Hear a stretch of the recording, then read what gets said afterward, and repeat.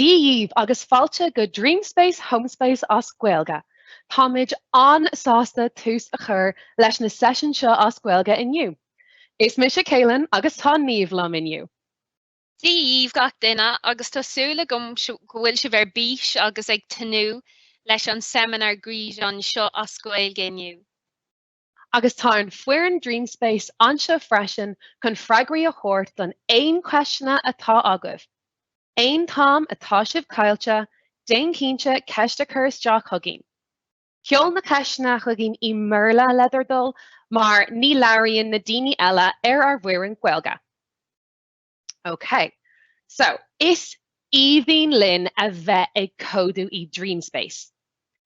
Seir atá í gceist le chódú ná is teanga é. Cód a úsáideann chláracha ríomhíochtacha a dhéireann le ríomhra rud éigean a dhéanamh. Úsáideann Makecode gá theanga cód. Códú bunathe ar blocanna agus JavaScript. Is féidir leat de chód féin a ris an os an lár microbit, onas go bheichfí tú cé chomh éasca is gur féidir linn mion rialachóir a riomh clárú. Okay, so céird is microbit ann? Well, is mion rialachóir é microbit. Tá 25 tholas darag LED agus gá chnapa aige. Tá ancuid bratóirí speisialta aige, a bhreathinn rudaí ar nós glúiseacht, teocht, leibhéal solas agus compass ionsuite fiú. Ná bígí burtha mana bhfuil fear microbit agat, níl cheann ag tastal chun an session seo a dhéanamh. Níl ach ríomhra le hidirlín ag tastal wet. Ná déanagí darmid is féidir an session seo a chur ar sus éon am atá sibh a géirí. Tásúl agam go bhfuil sibh ré agus ar bís chun tosnú. Anois tá níomh chun tús a chur leis an donscadal. Ban pat na bhas. Gurb má agat céileann. Ceircealóir, an céad rud a ba chódú an á dhéanamh ná caithfimar dul go Makecode .microbit.org. Arís sin Makecode .microbit.org. So caithfimar dul chuig an suíomh sin ar an idirlín. Agus os glóí an leathanach bhaile. So seo an leathanach bhaile, agus céir de sprí leis an leathanach bhaile, céir de thóid gceist. Well, tá go leor rang teagaisc eile an simúla ann. Agus má haithníonn an seminar gréasáin seo inniu, is féidir leat níos mó rang teagaisc a dhéanamh idir an session inniu agus an seachtain seo thugam. So tá chun dul tríd cúpla rudaí atá ar fáil an seo. So síos an sin tá cluichí radio, tá fasiún, tá ceol, is a lehead, tá go leor rudaí ann. Agus is féidir leat é dhéanamh sreanganna just dul chuig an leathanach bhaile agus té tríd na tróracha ar fad. Ach i gcóir inniu, támuid chun tonscadal nua a dhéanamh. So mar sin, caithimid brú ar an tonscadal nua an cnapa curca thuas an seo. Agus an sin, os colóí an leathanach obre. Ceircealóir an leathanach oibre an sin. So seo an leathanach oibre. Agus tá cúpla rud an simúla, rudaí an simúla faoin leathanach oibre. So just fan nómid go bhfuil sé go léir an seo.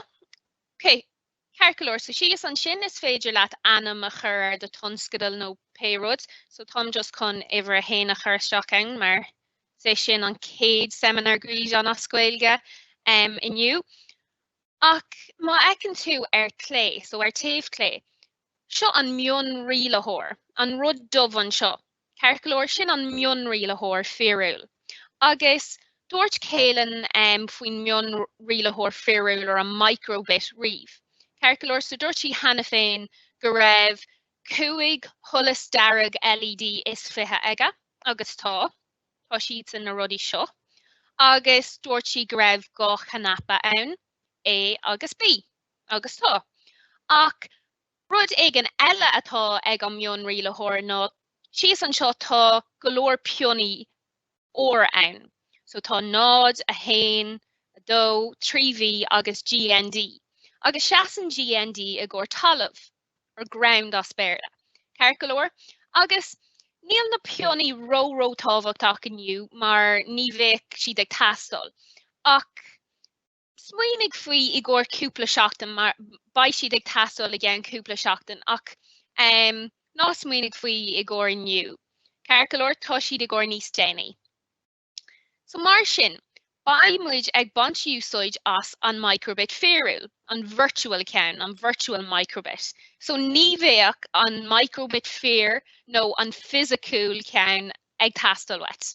So seo an microbit physical, ceir golóir, rud an beoge agus tá sé díreach cosú leis an ceann féiriúil atá ar an scáil an faoi láthair.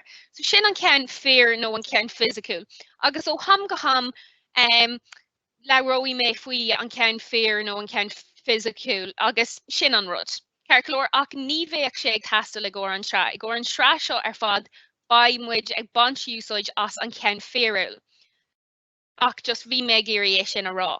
Agus ar an lehanach bhaile rinne mé darmid a rá go bhfuil cúpla duna rangteagas Beidir ba an ceann féir ag teastal. So just den cínte níl an ceann féir ag teastal mar tá golóir rangteagas ann agus ba golóir is féidir le dhéanamh gan an ceann féir. An seo, tá golóir rudaí faoin microbit. Ceir golóir so tá is féidir leat a chur ar sus leis an rud seo.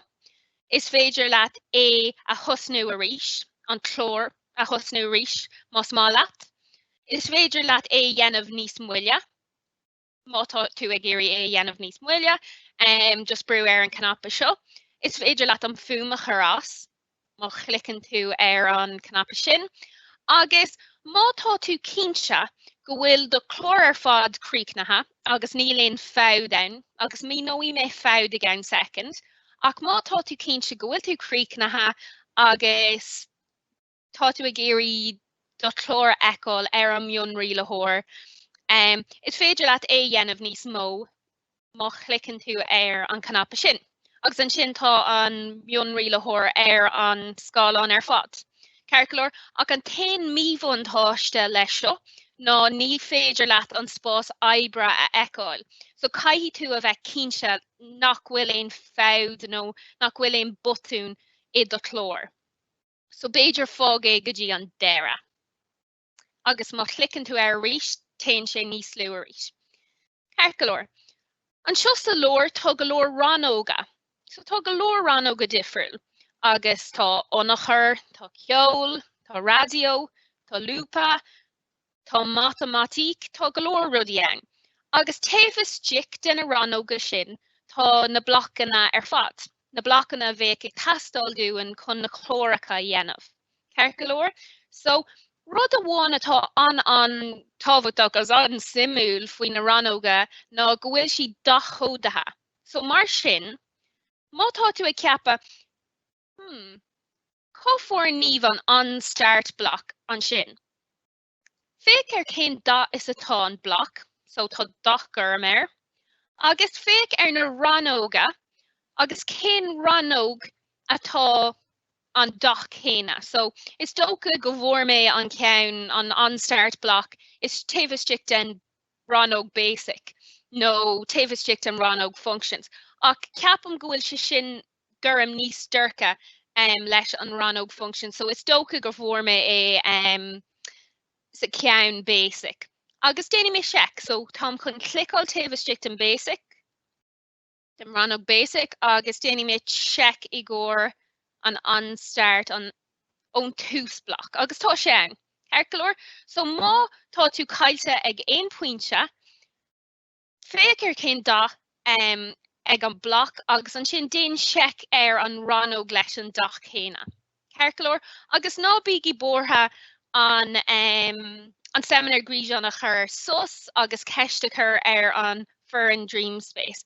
Agus just chun é rá rís ní leiríonn gach duine ar bhuireann gaeilge, so le a thul beidir chuir a cheist as béarla. Ceart go leor. Agus an seo ar dheis, ar thaobh dheis, seo an spás oibre. Ceart go leor, so sin an áit dhéanamid an chódú agus a déanamid an na chlóracha ar fad. Ceart go leor, so sin an áit is tábhachtach dar lum ar an leathanach oibre. Ach fós tá an ceann ar cléif tábhachtach freisin mar táid a géirí é eáil freisin. Ceart go leor, so tá siad an antábhachtach.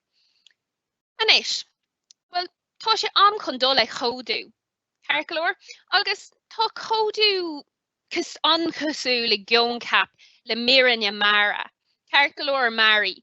Ceart go leor, so tá sé cosú le sin, táid ag ceangail agus ag nasca agus ag neadú rudaí blocanna sa cá seo. Mar táid ag úsáid, ag bant úsáid as blocanna. So mar sin, ní bhéoch an forever block ag tastal uan aniuh. So ní bhéoh sé ag tastal, so mar sin tá mé chun é a chur sa bosca brúscar ar é a scrise. So sin an céad rud a bachór dom a dhéanamh. Agus ar dús bhála mar rá, bhfuilm beidir an spás oibre ach mad glán agus neata. So tá me géirí go bhfuil go leor spás ann agus ní léon bloc nach bhfuil ag tastal ann. Ceart go leor, so tám chun é chur sa bosca brúscar. So tám chun clicáil air. Agus anis, fecinn tú go bhfuil sé buí, go bhfuil sé tar éis timpeall an bloc tar éis athrú go buí. Ceart go leor, cílíonn sé sin go bhfuil sé imime lámh. Ceart go leor ar an riomhre. Agus tám chun dul go dtí an leor in aice lena ranóga. Agus hagan bosca brúscar curcra suas. Agus an sin scuilm an bloc taobh-stricht an bosca brúscar sin. Agus tain sé as an scálam. Cos níl sé ag tastal ar aon nós. Ceart go leor. Ach, tám chun ban úsáid as an unstart ar an own tús bloc. Ceart go leor. So tám chun é úsáid anis. Agus an tain rud a bachór dom a dhéanamh nó taspáindíobh conas bloc ag ceangail lena chéile nó an neadú taobh-stick denna chéile. Ceart go leor. Agus tám chun é sin i dhéanamh le searán. Ceart go leor, agus céir é searán. Well, tá is agam go bhfuil an bloc searán ar taspáin searán taobh-stick den basic, den ranóg basic. Ceart go leor, so tám chun é chlicáil a rís. Agus tám chun dul síos, agus an seo, tá taspáin searán agus dearann sé hello ag an pointe seo, ach tám chun é sin a athrú. So tám chun clicáil ar a rís, tá sé tar éis buí, tá sé tar éis dul buí, agus tám chun é a chur faoin ón tús bloc. Oh. Tá sé tar éis dul lia agus buí. Agus cílíonn tú sin go bhfuil rud ag an míceart. Go bhfuil rud ag an beidir fád nó rud ag an inar chlór. Agus céir is sprí le fád? Well, as béarla is é fád ná bug. So tá bug inar chlór. Ceart go leor, so fád sin an focail gaeilge de bug. Ceart go leor, agus caiimid é a dheisiú, so caiimid dul an lech leis. Agus sé an fád ná níl sé ceangailte gheart. Níl sé taobh-stick den ón tús bloc. Níl sé neadatha taobh-stick. Tá sé taobh-muit den bloc sin. Agus caithfidh sé bheith ceangailte taobh-stick den bloc chun oibrú. Ceart go leor, so tám chun clicáil ar a rís, agus tám chun é chur taobh-stick den ón tús bloc. Agus an sin, nuair a scuile mé agus an neadan sé taobh-stick den bloc, feicfí tú go dearann sé hello ar an mionrialachóir díreach tar éis sé sin. Ba féach. Agus an sin, tá sé grá hello, mar thosaigh an chlór. Ceart go leor, ach tá mé chun é a athrú go gaeilge, mar is sheimineár gríd an as gaeilge é seo, so tám chun DSHomeSpace a chur isteach ann. Anis. A rís dearann sé DSHomeSpace anis. So cai tú clicáil taobh-stick ann agus just chur litir, ibhreacha nó character. Is féidir taspáin searán, taspáin litir, ibhreacha agus character. So aon den na rudí sin a chur isteach ann. Cearcalóir. So, a rís mátá me géirí an mionraí lethóir é haspáint a rís, is féidir lom é a hosnú rís, cosúla sin. Ach, darlumm tá bailach níos fearr é sin dhéanamh, cearcalóir, agus tám chun ionchuir a úsáid. Cearcalóir, ach céad is spríle ionchuir? Well, ar dús dúirt mé, muna bhfuil aon rud ag teastal wem, nó níl sé ag teastal. Is féidir leat é churs bus go brúscar. So, ar dús, tám chun clicol ar an bloc atá taobh muit den chlór, so an ionthús bloc, agus tám chun é churs a bus go brúscar. So, dul isteach sa lór, tagan an bus go brúsús agus slán leat cearcalóir, agus inis níl aon bloc a gcuin. Agus dúirt mé tám ag éirí ban úsáid as bloc ionchuir. Agus tá mé ann a eicil go bhfuil ranóg ionchuir ann. Ach céir atá gceist le ionchuir? Well, scéirdí tá gceist le bloc ionchuir ná an bhealach a thógan an microbase ólas ón timpplacht. Cearcalóir? So, céileann, an bhfuil tú an ann é a bhíú beidir níos éasca nó é a bhíú níos simplí dú an leverdul? Well, is féidir leis an microbit golóir ólas a thógáil isteach. So gach or gur mrúmid ar chanapa nó fiú go bogamid an microbit I mealach áirithe, tugann sé an tolas a thugamar agus freigraíonn sé leis an tuair atá tugtha againn. Is rud an simúl é an microbit. Cearcalóir. Cearcalóir, ionach. So, anis, tám chun clicáil ar bhrú ar an ranóg ionchuir, agus iad sin na rudaí a bhí céileann ag leirt faoi. Cearcalóir, so tá go leor rudaí ann, an teocht, tá nar a bhrúann tú ar canapa é, nar a cruithin tú an microbase, tá go leor rudaí ann. Ach I gcóir an céad rud eile, bhuailm nar a bhrúann tú ar canapa é a úsáid. Cearcalóir, so tám chun é a tharraingt amach go dtí an spás oibre mar seo. Cearcalóir. Anis, tá is a gcuin conas tá spáin searan a dhéanamh, mar rinne mar é hana fin. So ar dús ag tús an chlór seo, bhuailm go cuirí sibh isteach beidir tá spáin searan.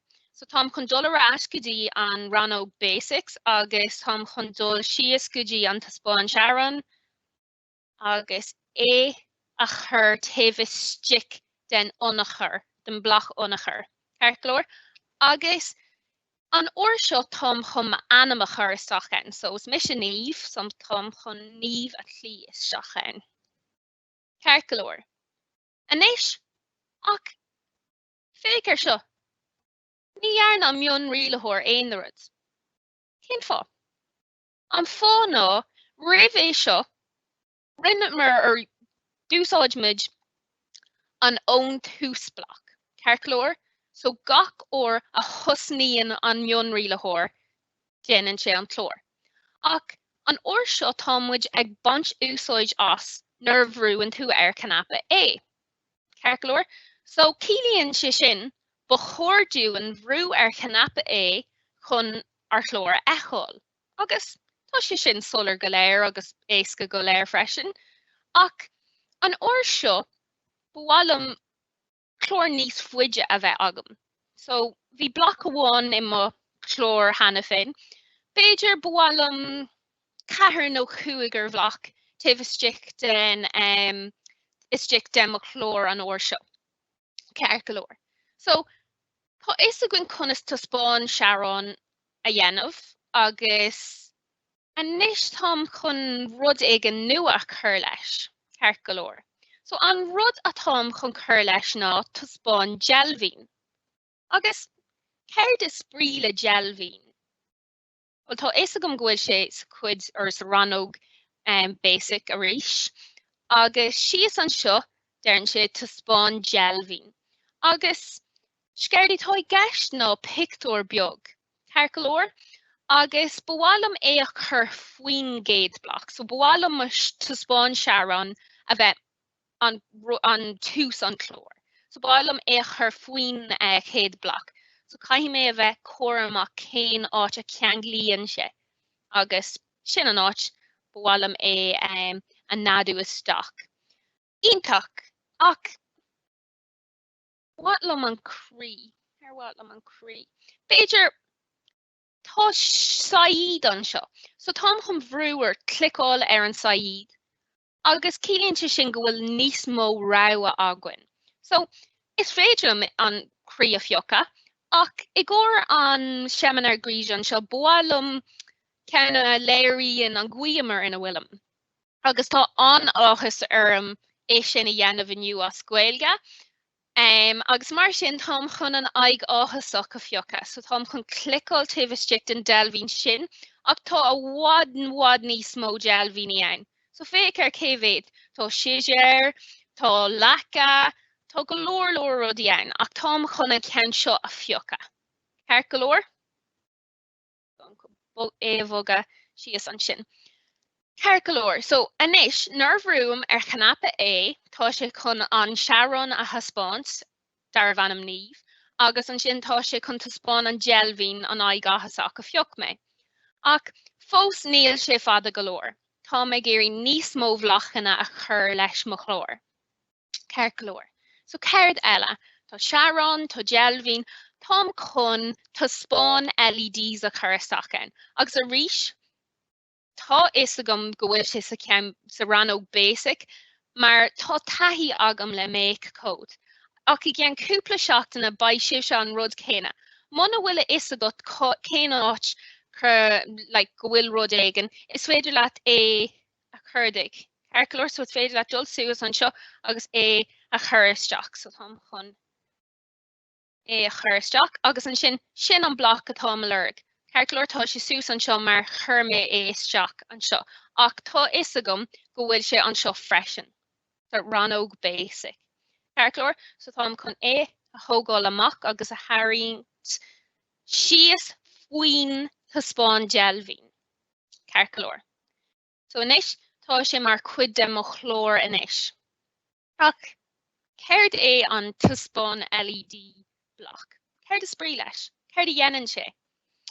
Well, dúirt mé héin agus céileann hana féin, go raibh 20 tholas dearg LED, or go raibh 5 tholas dearg LED is 20 ag an mion rialachóir ag an microbit. Agus tá, ach faoi láthair níl siad dearg, mar níl siad lásathe, níl siad ar siúl. Ceart go leor, ach is féidir iad a chur ar siúl. Ceart go leor, so Scared atá I gceist leis an show LEDs bloc, tá sé 6 an rud ceann céine ná an taspáin deilbhín bloc. Ceart go leor, ach is féidir leat do deilbhín nó do deilbhíní féin a dhéanamh. So leis an taspáin deilbhín bloc, rinnean an Makecode, an foreign Makecode na deilbhíní ar fad. So tá sí déanta hana féin. Ach leis an ceann seo, is féidir leat do deilbhíní féin a dhéanamh dit féin. So mar sin, tám chun féach tríd na deilbhíní agus beidir píosa inspiróid a all. Go leor rudaí ann, ach tá mé géirí rudaí beagáinín difriúil nó nach bhfuil an seo a dhéanamh. Níl éon litir an seo. Sin é, déanam an litir N I gcóir ma anam, mar thusnaíonn ma anam an litir N, leis an litir N. Ceart go leor. Agus an tain rud a ba chódú a dhéanamh ná caithfí mé clicáil ar na cearnóga. Ceart go leor mar seo. Tá sé an éasc ar fad. Agus dom rudí go bhfuil sé tar éis dul bán, cílíonn sé sin go lasfaí siad nuair a ritar an chlór. Ceart go leor? So na cína tá bán tá siad chun lasfaí siad nuair a ritar an chlór. Agus na cína atá fós gurm ní lasfaí siad nuair a ritar an chlór. Ceart go leor? So má dhéanann tú botún, tá sé an éasca é dheisiú. So má dhéanam botún cosúla clicam ar an cearnóg sin. Ceart go leor, agus ní feiceann sé cosúla N níos mó. Well, chun an botún sin a dheisiú, caithfí mé Nílach clicáil an cairnóga ríis agus tin sé rás go dtí gurm agus cílíonn sé sin ní lasfaí sé nuair a ritar an chlór. So inis, nuair bhrúm cheannappa é, tá go leor rudaí ann, so tá trí bhlach taobh isteach an chlór. Tá spáin Sharon, tá spáin deilbhín agus tá spáin LED. So beidir blach amháin eile agus an sin bonfimid trélas. Anis bhfuilm sus a chur, so blach sus a chur idir gá bhlach. So cén áit a churthaí mé an sus. Beidir idir an taspáin Sharon agus an taspáin deilbhín. Beidir churthaí mé sus idir na gá bhlach sin. Na carclór, so mar sin tá mé glurg blach susa agus nílam ag géirí sus olmhór, beidir just sus i gcóir sec amháin nó rud éige mar seo. So arís, mar tá taithí agam le Makecode, tá is agam go bhfuil an blach sus isteach sa Rano Basic. So tá cum tharnt amach, agus an orseo caiime a bheith an chóramach cén áit a churtham an blach sus, mar tá ag géirí go bhfuil an blach idir an Sharon agus an deilbhín. An sin, mar seo. Carcalóir, agus an sin tám chun a ahrú go second amháin. Mar níl mé ach ag géirí beidir sus beag ann. So inis, nuair bhrúm cheannappa é, tá mo chlór go léir taobh isteach ann agus tásúla gom go bhfuil sé chun oibriú. Ach dús, an céad rud a dhearm dit ná just déan seic go bhfuil do chlór carcalóir, nílinn fád ann agus tá tú sásta leis ribh a bhrúann tú aon cheannappa nó ribh a úsáideann tú aon anna chur. Tá chun ric tríd an tappaí. Nuair bhrúm cheannappa é, so nuair bhrúm cheannappa é, tá sé chun an Sharon níomh a thuspáint, tá sé chun sus a dlacha ar feadh sec amháin, an sin tá sé chun an deilbhín an aigáthasach a thuspáint freisin, agus díreach tar éis sé sin tá sé chun an litir N a thuspáint leis an taspáin LEDs blach. Carcalóir. Ceapam go bhfuil sé sin carcalóir, tám chun tríal a bhain seo, so tám chun dul an seo, agus dhéanamh níos mó leis an cheannappa seo. Agus arís, caithfí mé smaoinemh ar mo anna chur, so deir mo anna chur nuair bhrúann tú ar cheannappa é, so caithfí mé bhrú ar cheannappa é. So 3, 2, 1, ar an sin níomh, sus beag, aigáthasach agus an litir N. Nach bhfuil sé sin go maith. Carcalóir, so ag an pointe seo, beidir susa dlacha agus déan cínse go bhfuil na blach canna céine agat, agus is féidir leat do anam a chur isteach nó pe deilbhín is mai leat a fiocha agus do taspáin LED féin a dhéanamh. Carcalóir, ionach. Céileann, thug tú aon rud fihearra faoi an tóir de rith mo chód. Féin mé a ríis. Yeah, well, ris sé go sarwa sa seicibh céine le do chlár. Is terma chodála an tábhachtach é seicibh, a cílíonn an tóir ina bhfuil de tróracha riomh chláirachán. Ionach, gurbh má agat céilim. So mar sin, cai tú a bheith an chóramach cén áit a churann tú na blochanna. Mar tá sé chun ri san ord céine. Carcalóir, so ri sé san ord canan céine. So rís tám chun haspáin díobh ó a bháin eile. So a bhrú rís.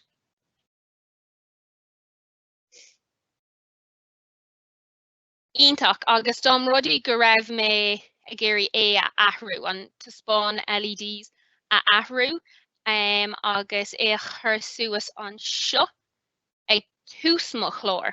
Just chun a ahrú suas pís beag.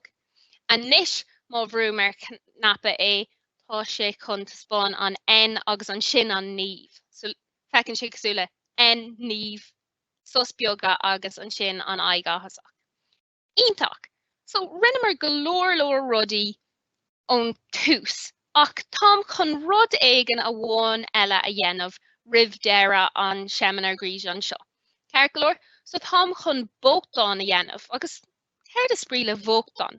Céileann, an bhí níon tú lebardul céir de sprí le bhóchtán dún. Well, is even lom mbeochanní.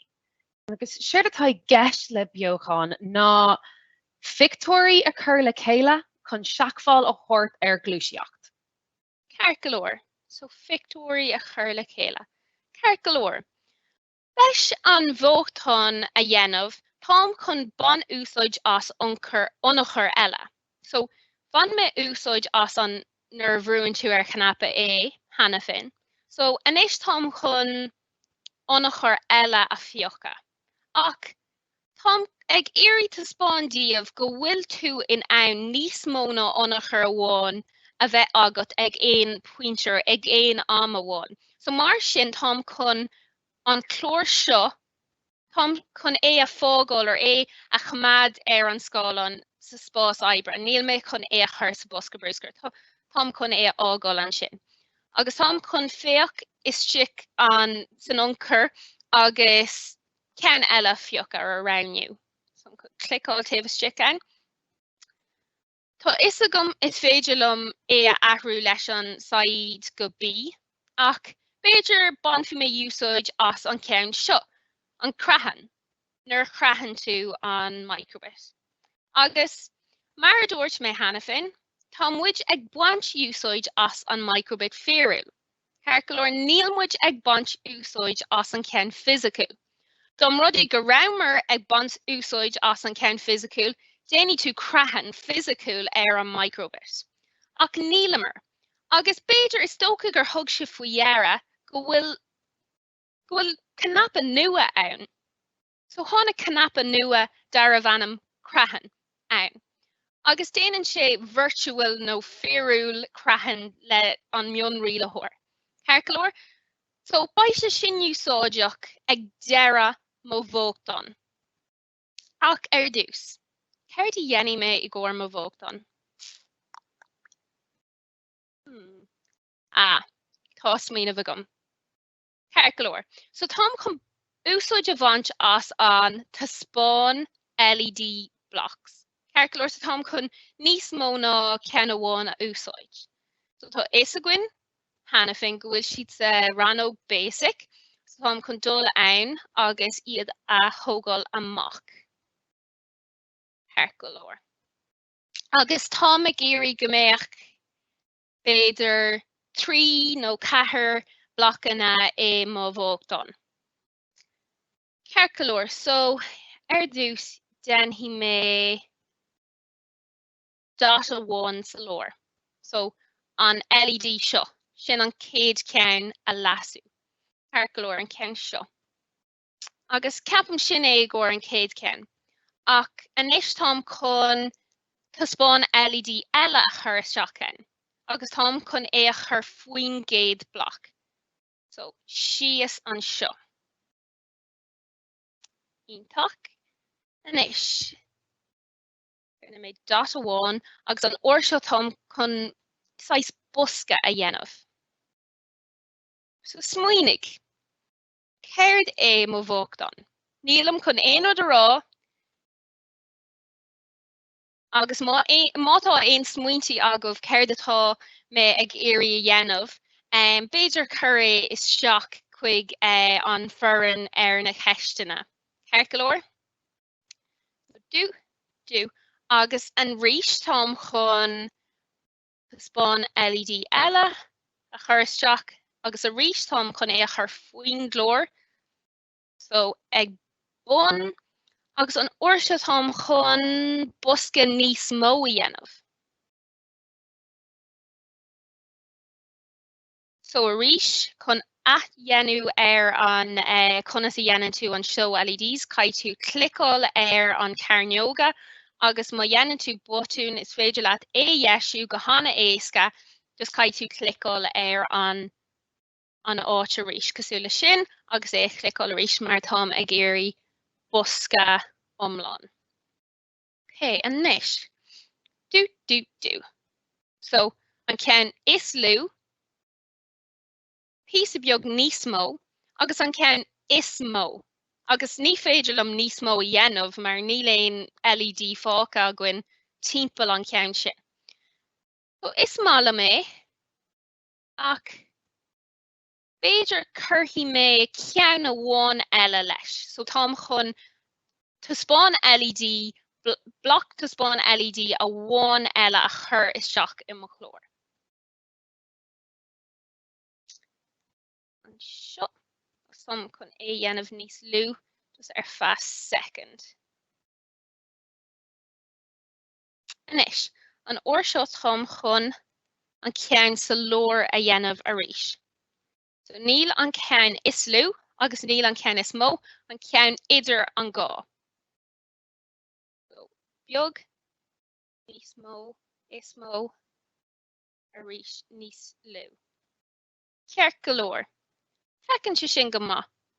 Tám chun tríle bhain seo, so tám chun dul go dtí mo mion rialaitheoir, agus tám chun clicáil ar an crathan, an cnapa crathan agus déanaí sé crathan fiúil ar an mion rialaitheoir. So 3, 2, 1.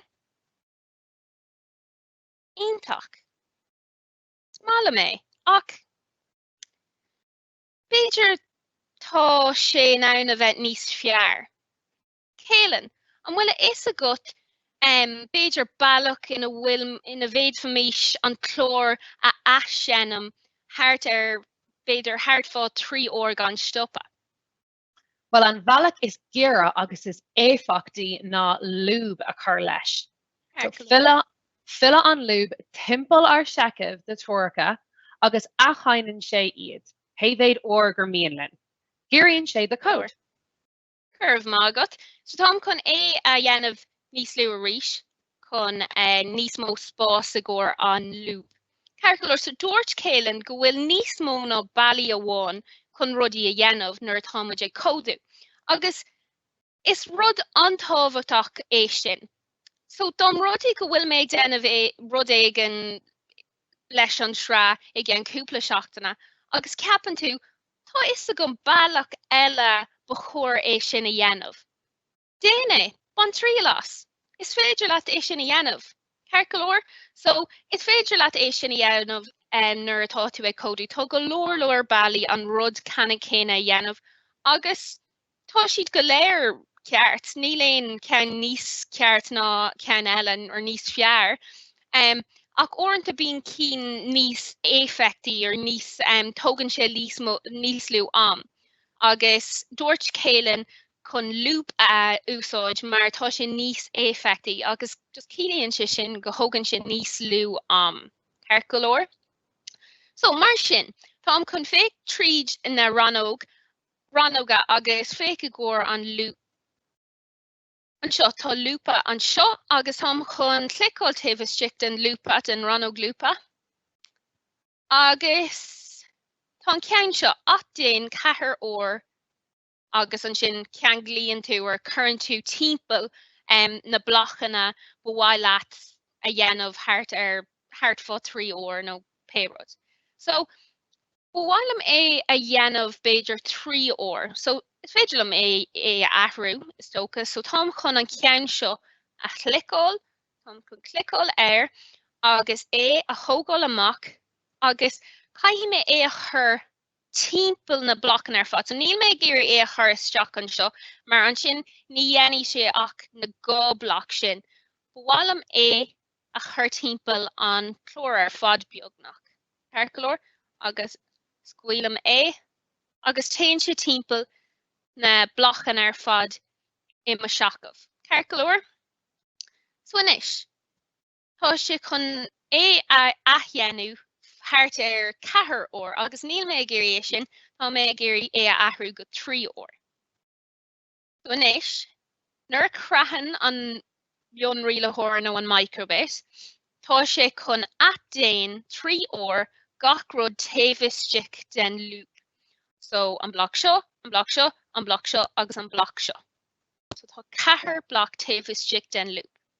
Ach, chun é sin a dhéanamh níos soléir, Tom chun searan a chuiristeach os cór an loop, so rih an loop, Tom chun searan a chuiristeach chun é dhéanamh níos soléir.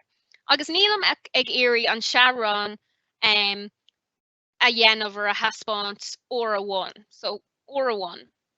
So Tom chun ceann a thógáil amach, agus é chur ost cór an loop, so rih an loop. Tom chun clicáil, taobh ein, agus tásúla gom go bhfuil sé 6 solar inis, ach bhí mé ag éirí bochtán a dhéanamh cosúla busca ag déanamh ag dul ó beag go mór nó ó lú go níos mó. Carcolóir sa Tom chun an anam a chur taobh isteach ná busca nó péróid. Is féidir leat aon rud a chur seachán, so busca. Carcolóir agus Tom ó busca ag fós, tá sé ag éirí níos mó gach ile bloc. So mar sin, Tom chun tríl a bhainseas. So inis Tom chun dul agus Tom chun clicáil ar an crahan, an cnapa crahan. So 3, 2, 1 agus féic ar seo. So dairn sé busca. An sin. Ionach. Ceapan go bhfeicinn sé go hanmha. So Tom chun é dhéanamh leis an scáil níos mó a dhéanamh. So just óra 1 eile. So má bhrúm ar cnapa é, tá sé chun mo chéad chlór dhéanamh, agus má bhrúm ar an cnapa crahan, tá sé chun an chlór eile dhéanamh. So arís Tom chun brú ar an crahan, busca, agus an sin an bhóchtán, or mo bhóchtán. Carcolóir. Agus féidir leat, nó is féidir lom brú ar an cnapa é, cos tá mo chlór fós ann, níomh, agus an sin sus, agus deilbhín. Carcolóir. So sin é. Ach raibh sé sin an éasca. Carcolóir. So sin é gcóirniu is ótlam a rá. Agus tásúla gom go méid smaointí iontacha agwaibh, agus déanaí sibh bochtán a wadwad níos fear ná an ceann a rinne mé ann, mar bhí mé píosa beag faoi brú faoi nám, ach sin é gurbh míle maith agwaibh as ocht éisteachta linn inniuh, agus Tom chun sibhse a thógáil go chéileann, agus tá chéileann chun ritríd céird a rinnemer inniu. Gurbh maith go níomh. So, céir atá foghlaimeoidh againn? Well, sheicibh an tóir den bhfuil do tuairce riomh chláróchan, fád, so aird a féifach tharlú i do chód, nó faib i do chód, ionchuir, an bhealach a thógann an microbit ólas ón típalacht, agus lúba, so nuair a ústar sheicibh de chód le haghaidh méid uaireanta sucrtha. Okay. So sin é na pointí. Agus inis le haghaidh de dúshlán don bhaile. Okay, so croigh 3 bhuthúchan ar 3 ionchur a thugann spreagú dit féin agus do chláán, chun a bheith gníomhaíocht nuair a thugann na mbeochaní éagsúla sin ar an scanlan. Cosúil leis an físeán seo. Okay? Anis just ag fécinint ar na ceisna. Okay, tá ceist an seo níomh, agus deireann sé an féidir linn an cnapa A agus B a úsáid. Cínse agus is ceist ionach é sin. Carcolóir, so nuair atá tú ag fécinint san ranóg ionachar, tá go leor ionachar difriúla ann, agus fécinn tú agus dúsáidimar an nuair a bhrúann tú ar cnapa é a úsáid. Carcolóir, ach tá ceann eile, so má clicinn tú ar an saíd ar an ionachar sin, tá níos mó rogha, so tá nuair a bhrúann tú ar cnapa B agus freisin tá nuair bhrún tú ar canapa A agus B le chéile. So tá trí rogha ann, A, B, agus A agus B le chéile. So cínte, is féidir leat A úsáid mar anna chur. Go hímpach gur mai go níomh. Agus an féidir linn seo a ísodal mar app, so Makecode. Cínte, is féidir leat a íslód mar app, agus an tanam atá an app ná Makecode for microbit, so is féidir leat a íslód mar app. Ok, agus sin é na ceistena. Gur míle maith agat. Ceart go leor. Well, mar is dúirt mé gur míle maith agat gach duine as 8 éisteacht linn in Uamh. Tásúla gom gur bhain sibh tatnamh as an sheimineár gríd an seo scoilge. Agus tásúla gom go bheic muid sibh an seachtain seo thugan ag an am céine a héana clog ar an luan. Agus dom rud ar chail sibh amach ar den sheimineár gríd an seo nniu, is féidir leat dul chuig ar wakelet, agus tá an nasc ar an scáilán anois, chun déine sin nó chun an dúsland don bhaile a eáil le rís nó aon rud mar seo tá na ólais ar fad ar wakelet, agus tá an nasc ar an scáilán anois. So gurb míle maith agaibh agus feicfí me sibh an seachtain seo thugan. Slán! Slán!